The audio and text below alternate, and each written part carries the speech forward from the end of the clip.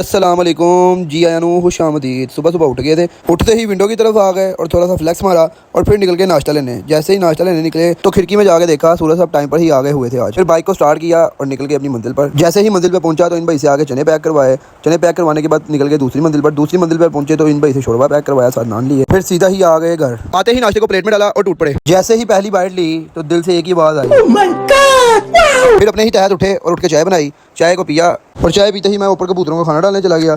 जैसे ही वहाँ से फ्री हुआ आया नीचे, आके शावर लिया, कपड़े चेंज किए। कपड़े चेंज करते ही दुकान के लिए निकल गए। जैसे ही दुकान पे पहुंचा तो आते साथ माल तैयार करवाया, माल को पैक करवाया और साथ ही रिक्शे में लोड किया और ले गया माल डिलीवर करने। पहुंच गया था अपनी मंजिल पर। पहुंचते ही भाई को माल दिया और वापस निकल आया। ऐसे ही वापस मैं दुकान पे पहुंचा तो मेरे दोस्त आ गए थे और इन्होंने मुझे फटीक डाल दी, आलू बुखारे का शरबत पिला। फिर मैंने कुछ सोचे समझे इन्हें आलू बुखारे का शरबत पिलाया और खुद भी पिया। जैसे ही मैंने पहला सिप लिया तो दिल से एक ही आवाज़ आई,